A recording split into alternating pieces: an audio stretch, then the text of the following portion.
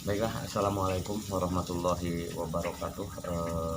Kawan-kawan dimana saja Anda berada, jumpa lagi bersama saya Kang Tatang di Lele Manja Channel. Baiklah, pada kesempatan siang ini saya akan menjelaskan atau menjawab pertanyaan dari Bapak Ari. Bapak Ari ini adalah beliau ini, kalau dari info yang saya tahu, adalah seorang dosen dari Makassar, tapi saya tidak tahu universitas apa gitu kan. Nah, jadi beliau itu minta penjelasan atau bertanya. eh, jadi pertanyaannya itu begini, satu, untuk pemula yang hendak berbudidaya maggot apa aja yang harus dipersiapkan. Yang kedua, bibit maggot yang berkualitas bisa didapat di mana. Yang ketiga, berapa banyak yang harus dipelihara. Yang keempat, pakan dan medianya harus bagaimana marketnya. Nah itu oke lah kawan-kawan ya. Jadi oke, untuk yang pertama, untuk pemula apa aja yang harus dipersiapkan. Jadi ingat, seperti saya yang kemarin katakan di kunci sukses budidaya maggot, untuk pemula eh, untuk pemula semuanya harus mempunyai dasar dulu, yaitu 5 dasar ini. Yang pertama adalah hobi. Nah, jadi apapun pekerjaan kita harus datangnya dari hobi. Jadi kalau memang kita sudah hobi, eh, otomatis usaha apapun kita akan enak menjalankannya karena itu datangnya dari hobi. Seperti hobi dengan bermain-main ikan, di budidaya ikan seperti kawan saya ini karena hobi.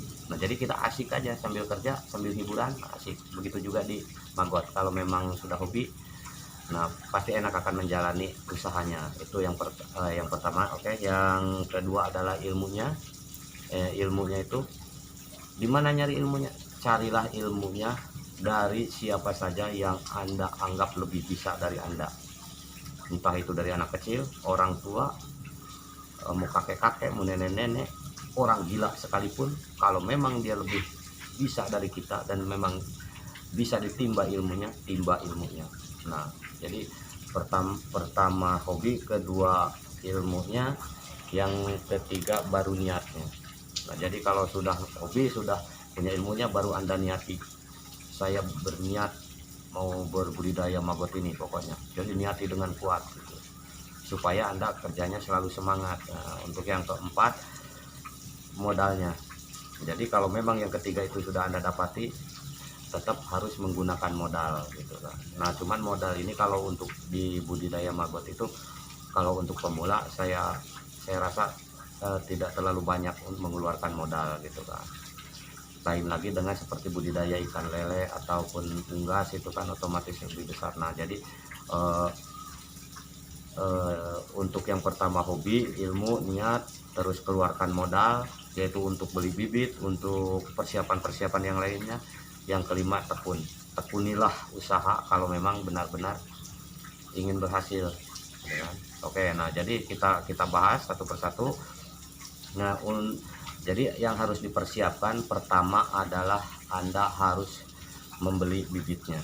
Jadi saya tidak menyarankan, selalu saya katakan, saya tidak menyarankan Anda untuk memancing BSF di liar, dari luar, dari liaran. Kenapa? Karena siklusnya tidak jelas, hasilnya juga tidak banyak. Yang jelas buang waktu dan juga buang dana, percayalah. Karena itu ada, kita petik dari pengalaman-pengalaman kita dan pengalaman kawan-kawan kita.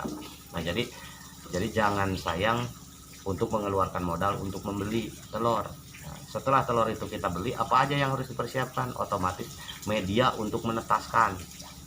Nah, media untuk menetaskan apa aja boleh. Mau baskom bisa, mau bak-bak bisa gitu kan.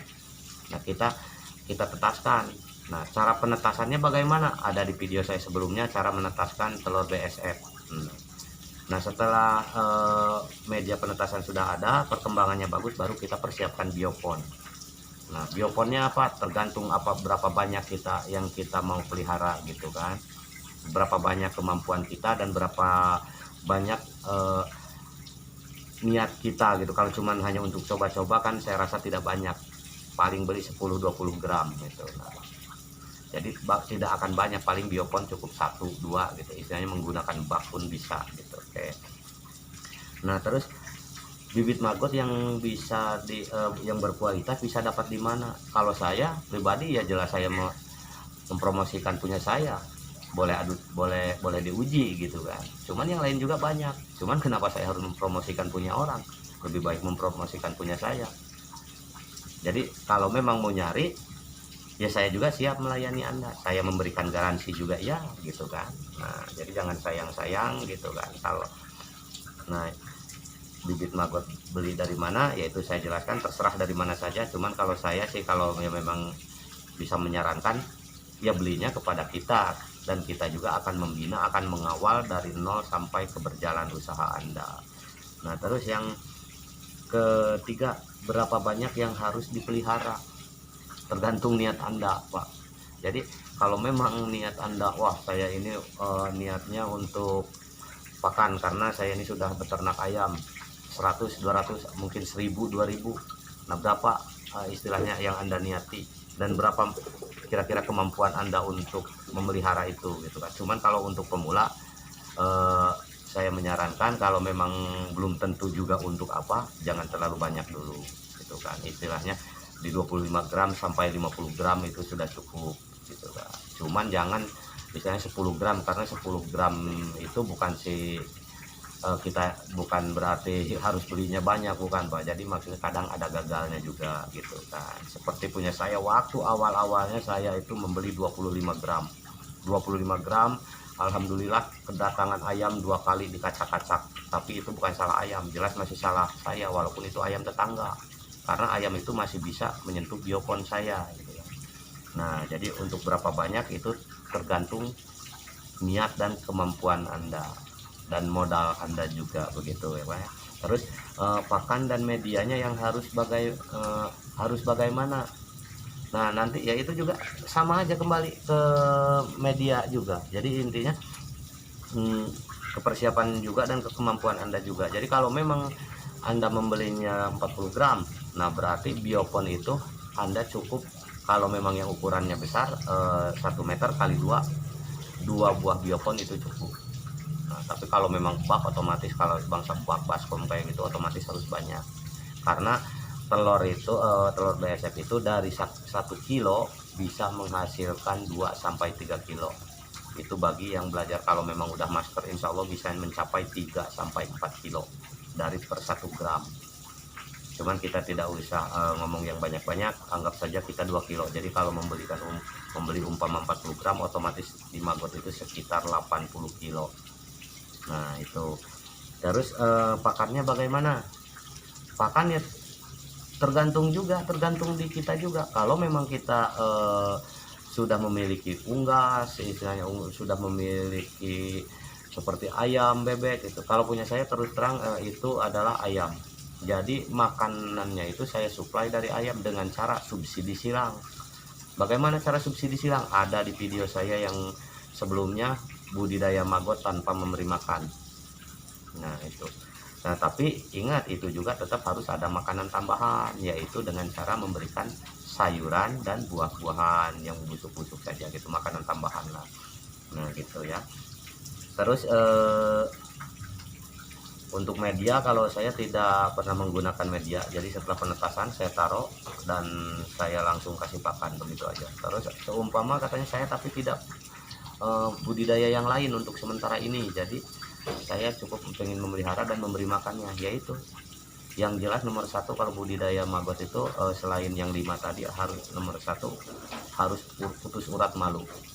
Karena otomatis kalau memang tidak sambil beternak unggas, maka otomatis akan harus mencari sayuran dan buah-buahan, buangan orang seperti di pasar gitu kan, sampah segala macam. Nah otomatis kalau bagi pemula saya rasa tetap malu, soalnya itu kejadian pada diri saya dan anak saya juga gitu, yang membantu saya selama ini. Nah jadi ini pertanyaan dari Pak Ari. Nah terus tadi juga kebetulan ada anggota masuk dari Lampung Tengah, kayaknya itu Persatuan Santri kelihatannya.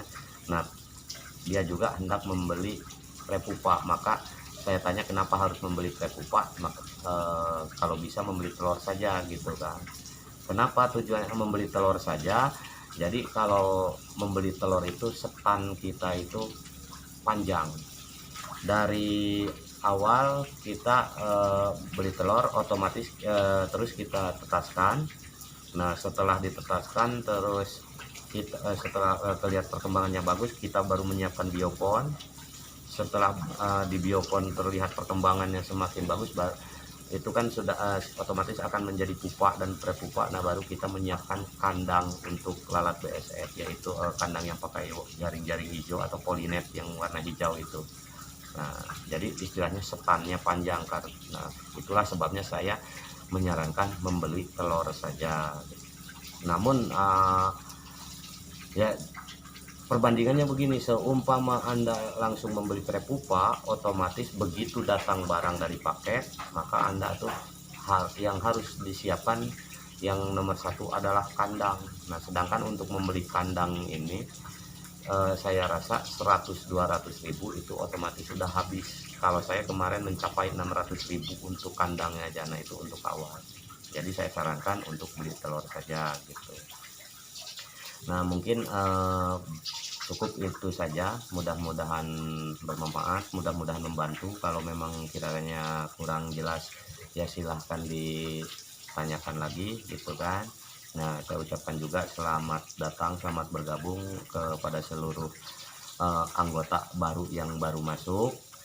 Saya tidak bisa menyebutkan satu persatu, dan saya juga tidak bosan-bosannya selalu mempromosikan produk-produk kami gitu kan. Dan saya juga selalu tidak lupa mengingatkan Anda, tolong subscribe channel YouTube saya dan tolong disebarkan, di-share dengan tujuan agar banyak orang-orang di luar sana yang tahu tentang ini gitu. Oke, mungkin itu saja.